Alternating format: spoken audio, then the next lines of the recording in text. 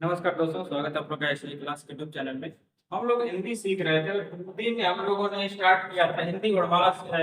हिंदी व्याकरण सीख रहे थे। हिंदी व्याकरण व्याकरण से हम लोग का टॉपिक चला था वर्णमाला। वर्णमाला वर्णमाला में हम लोग पहले टॉपिक पढ़ चुके थे स्वर। स्वर पढ़ चुके थे और आज हम लोग सीखेंगे दूसरा व्यंजन।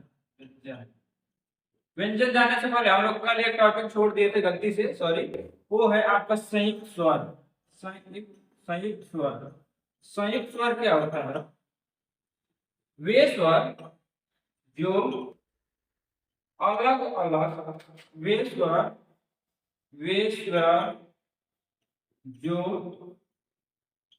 अलग अलग जाति के स्वरों से मिलकर बनता है, उसे संयुक्त स्वर कहते हैं। संयुक्त स्वर कहते हैं। जैसे आपका ए, ऐ, ओ और औ, यही आपके चार संयुक्त स्वर होते हैं। अब देखिए ये स्वर बनते कैसे हैं। देखिए, जिन्हें हम लोग विजाती स्वर भी कहते हैं। विजाती विजाती जिन्हें हम लोग विजाती स्वर भी कहते हैं, यानी अलग अलग जाति से बने। जैसे आपका ए बनना है तो ए में आपका ओ आएगा और आपका छोटी ई आएगी। छोटी ई आएगी तो इससे निर्माण हो जाएगा आपका एक, ठीक है। और आई था तो ए आएगा और ओ आएगा, इससे निर्माण हो जाएगा आपका आई का। और ओ के लिए आपका ओ आएगा और प्लस उ आएगा। और उ से आपका निर्माण हो जाएगा ओ का। और ओ करना है तो ओ का ओ से और प्लस अ कर देंगे तो हमारा निर्माण हो जाएगा इसमें अ का। तो ये तो हमारा छोटा सा टॉपिक छूटा हुआ था उसमें, ये कंप्लीट हो गया। अब चलिए हम लोग आगे देखते हैं। आज से शुरुआत करते हैं व्यंजन। व्यंजन क्या होता है?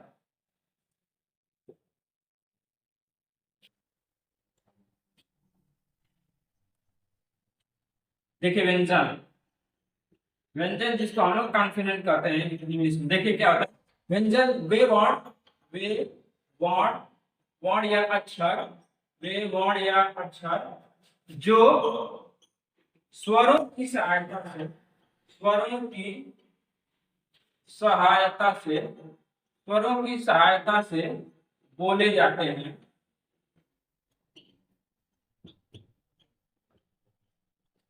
इसे हम व्यंजन कहते हैं। ठीक है। आप देखिए, जैसे जैसे आपका होता है, जैसे क हो गया। ये क हमारा व्यंजन है। कैसे पता है कि व्यंजन है कहीं स्वर नहीं? व्यंजन व्यंजन इसलिए है क्योंकि हम लोग क का उच्चारण करते हैं तो क्या क बोलिए क और लास्ट में हमारा क आ रहा है, ठीक है। और यानी हम किसी भी व्यंजन का उच्चारण बिना स्वर से कर ही नहीं पाएंगे। हम यहाँ पे हो जाएगा हमारा क। अब कोई भी और शब्द ले लीजिए, जैसे हो जाएगा आपका ट को बोलिए ट बोलने पर भी आपका लास्ट क आ रहा है, ये हो जाएगा आपका ट। ये जो भी व्यंजन है बिना स्वर के सहायता से हम व्यंजन का उच्चारण नहीं कर पाएंगे, ठीक है। ये होता है आपका व्यंजन। हिंदी में हिंदी व्याकरण में आपके स्वरों की संख्या खुद 33 होती है। स्वरीय व्यंजन की व्यंजनों की संख्या आपकी 33 होती है हिंदी में, ठीक है। हिंदी में आपके सभी व्यंजनों की संख्या 33 होती है हिंदी व्याकरण। आइए स्वरों का वर्गीकरण देखते हैं। स्वर कितने कितने प्रकार के होते हैं, आइए देखते हैं। व्यंजन व्यंजनों का वर्गीकरण वर्गीकरण ठीक है। पहला हमारा व्यंजन हो जाएगा स्पर्श व्यंजन। स्पर्श व्यंजन। अब देखिए स्पर्श व्यंजन क्या होता है। स्पर्श व्यंजन वे व्यंजन वे व्यंजन जो हमारे शरीर के स्पर्श स्पर्श से बोले जाते हैं। स्पर्श से बोले जाते हैं उसे स्पर्श व्यंजन कहते हैं। इनकी संख्या इनकी संख्या इनकी संख्या हिंदी व्याकरण में आपको 25 होती है, ठीक है। 25 होती है। लेकिन उच्चारण के आधार पर यदि पूछ ले, उच्चारण के आधार पर उच्चारण के आधार पर आपके स्वरों आपके स्पर्शी व्यंजन की संख्या कितनी होती है, तो हम लोग बताएंगे 27। उच्चारण के आधार पर हमारे स्पर्शी व्यंजन की संख्या 27 होती है, और इस तरह सिंपल पूछते कि हमारे आपको स्पर्शी व्यंजन की संख्या कितनी होती है, तो 25 होती है। ठीक है, आइए देखते हैं अब अगला व्यंजन। अगला व्यंजन हो जाएगा आपका कंठीय कंठीय व्यंजन। कंठीय व्यंजन वे व्यंजन जो हमारे जीभ के अगले भाग से बोले जाते हैं, उसे कंठीय या कंठ व्यंजन कहते हैं। इनकी संख्या 5 होती है, जैसे क, ख, ग, ह, ये 5 आपके होते हैं कंठीय व्यंजन। ठीक है, अब अगला हम लोग देखते हैं तालव्य व्यंजन। तालव्य व्यंजन तालव्य व्यंजन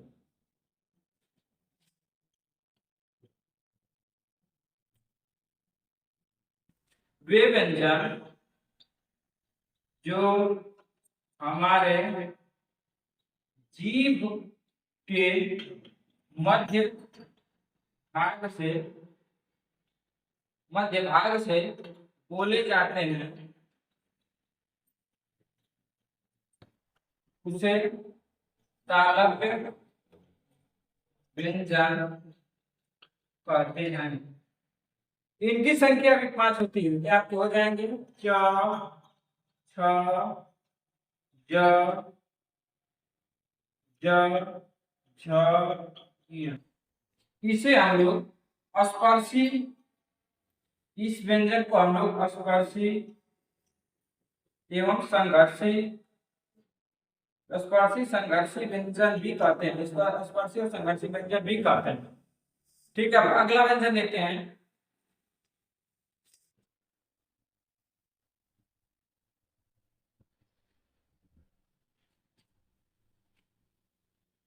मूर्धा व्यंजन। इसको हम लोग बोलते हैं मूर्धा व्यंजन। ठीक है, वे व्यंजन वे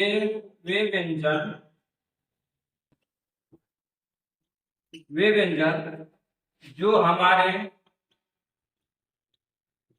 मुख से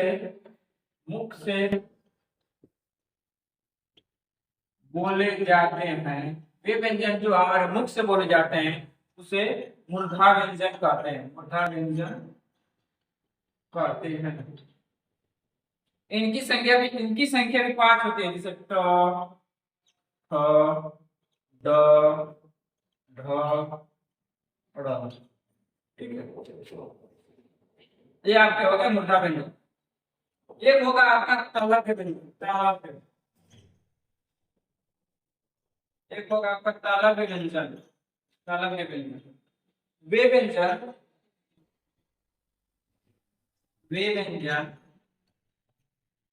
जो हमारे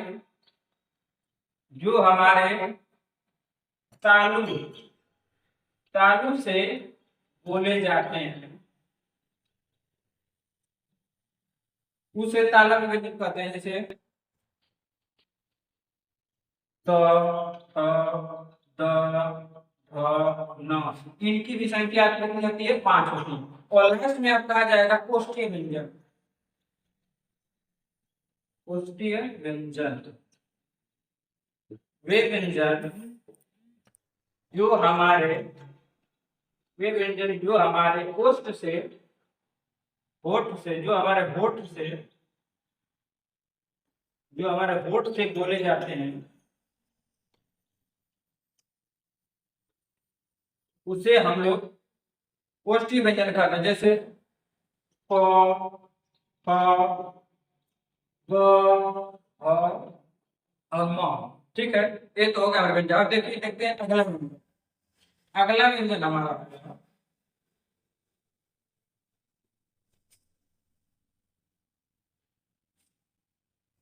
अगला व्यंजन जिसे हम लोग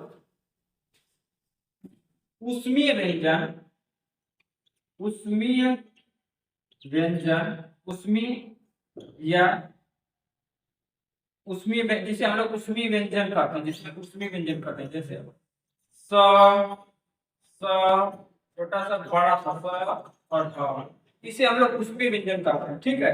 और एक होता है आपका अंतस्थ व्यंजन, अंतस्थ व्यंजन जो आपका होता है य र ल व, इन व्यंजनों को हम लोग अंतस्थ व्यंजन कहते हैं। एक होता है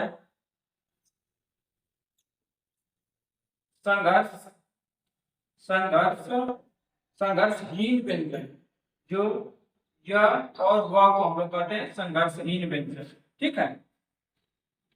अगला व्यंजन हमारा है काकल्य,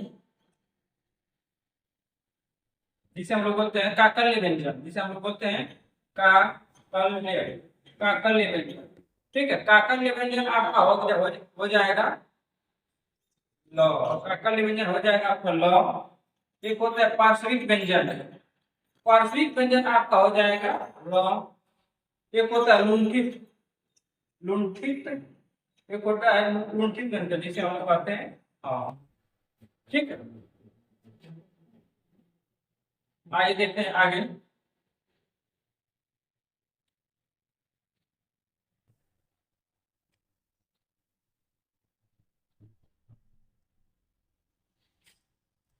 अब देखते हैं हम लोग, सॉरी, अब देखते हैं हम लोग स्वर तथा व्यंजन के उच्चारण, उच्चारण, स्वर तथा व्यंजनों के, स्वर तथा व्यंजनों के उच्चारण, उच्चारण कि जो हमारे स्वर और व्यंजन होते हैं हमारे मुख के, हमारे गला के किस स्थान से खुले जाते हैं, ये चीजें हमारे देखने वाला है। देखिए इससे क्वेश्चन एक दो जरूर बनता ही बनता है। देखिए आपका जैसे क ख ग घ ङ च छ ज छ इ ट ठ ड ढ ड़ त थ द ध न प फ ब भ म, ठीक। आगे देख लेते हैं हम लोग अ आ और ट, छोटी ई बड़ी ई स, बड़ा सा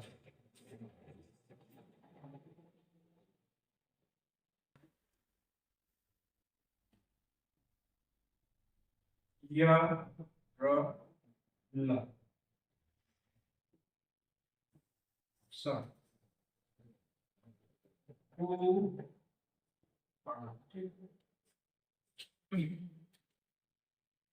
ठीक है। ये तो हो गया, इसको हम लोग बोलते हैं क वर्ग, क वर्ग, इसको बोलते हैं च वर्ग, इसको बोलते हैं ट वर्ग, इसको बोलते हैं त वर्ग, इसको बोलते हैं प वर्ग, ठीक है, प वर्ग। ये आपका बोलने का स्थान है कंठ, कंठ, तालु, मुंडा, दंत, दंत ओष्ठ। देखिए ये आपके यहां से जो इस लाइन में दिख रहे हैं,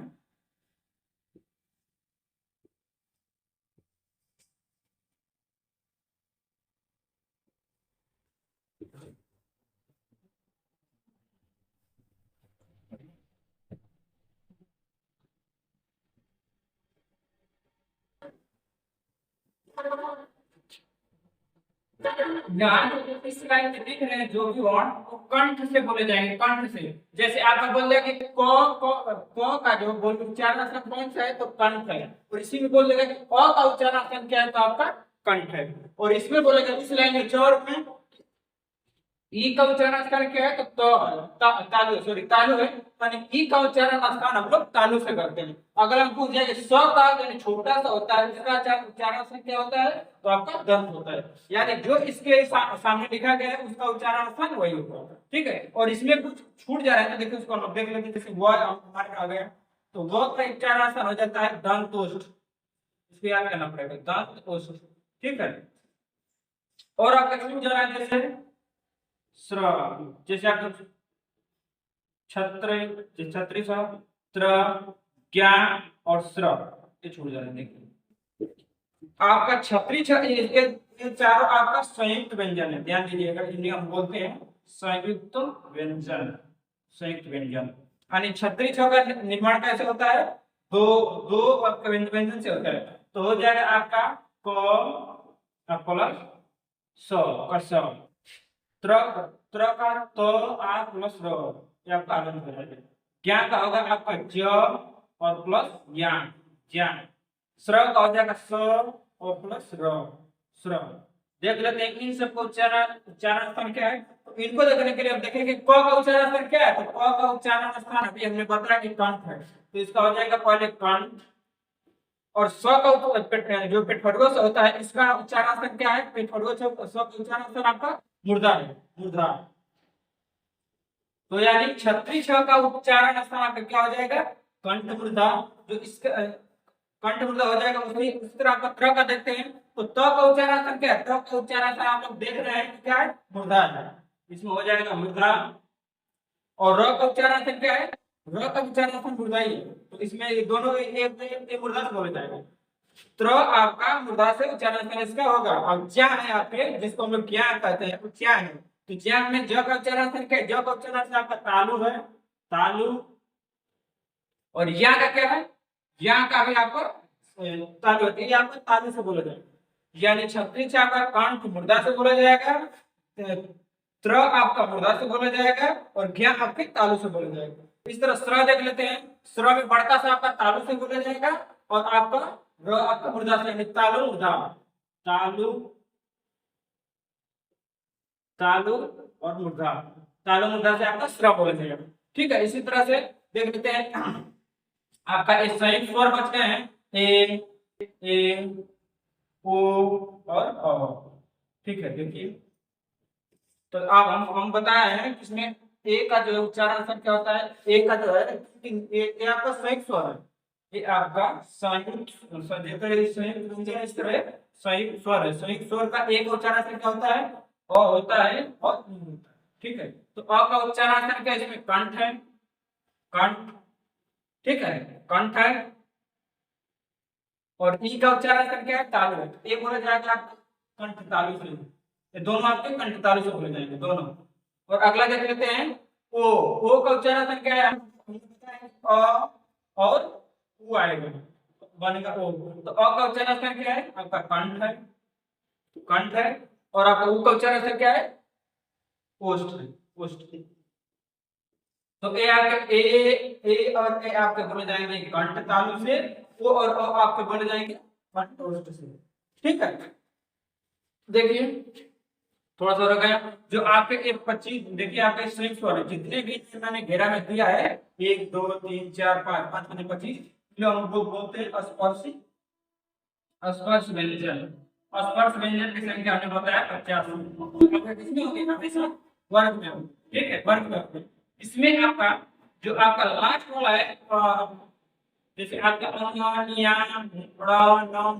इसको हम लोग बोलते हैं नाभकी स्वर, नाभकी स्वर, इसको हम बोलते हैं नाभकी व्यंजन, सॉरी नाभकी व्यंजन, ठीक है। और आपका पहला और इसको बोलते हैं पहला, दूसरा, तीसरा, चौथा, पांचवा, ठीक है। आपका पहला और दूसरा क्या है, इसको हम बोलते हैं सघोष, सघोष, सघोष व्यंजन। और आपका तीसरा, चौथा, पांचवा हो गया, इसको बोलते हैं अघोष, अघोष, अघोष व्यंजन, अघोष व्यंजन, इसको हम बोलते हैं अघोष व्यंजन। जो दूसरा और चौथा, जो दूसरा और चौथा आपका जो जो इस वर्ग का दूसरा और चौथा जो व्यंजन है उसको हम बोलते हैं महाप्राण, महाप्राण व्यंजन, महाप्राण व्यंजन। और पहला, तीसरा और पांचवा जो हो गया, पहला, तीसरा और पांचवा जो हो गया, इसको हम बोलते हैं अल्प प्राण, अल्प प्राण व्यंजन। ठीक है, एक आपका छूट जा रहा है इसमें से स्वर, एक आपका व्यंजन छूट जा रहा है, द्वित्व व्यंजन, जिसको हम बोलते हैं द्वित्व व्यंजन। द्वित्व व्यंजन, द्वित्व व्यंजन वे व्यंजन होते हैं जो कि लगातार दो आपके स्वर आए, लेकिन लगातार दो आपके व्यंजन आए, बीच में स्वर ना आए, इसे हम लोग द्वित्व व्यंजन करते हैं। जैसे आपका दिल्ली, दिल्ली, बिल्ली, बिल्ली, बीच में न लाने के लिए इसमें स्वर नहीं आ रहा है बीच में, इसी को हम बोलते हैं द्वित्व व्यंजन, द्वित्व व्यंजन। तो नमस्कार दोस्तों, समाप्त हुआ हमारा आज का टॉपिक, हमारा व्यंजन का। हमने बताया इसमें स्वर और व्यंजनों का उच्चारण स्थान क्या होता है, कौन कौन से व्यंजन है, क्या क्या इन लोगों को बोलते हैं। ठीक है, अगली कक्षा हम लोग हिंदी के कक्षा में, अगले कक्षा में हम लोग देखेंगे हिंदी का। ठीक है, नमस्कार। कैसे लगे वीडियो कमेंट करके बताइए। धन्यवाद। जय हिंद।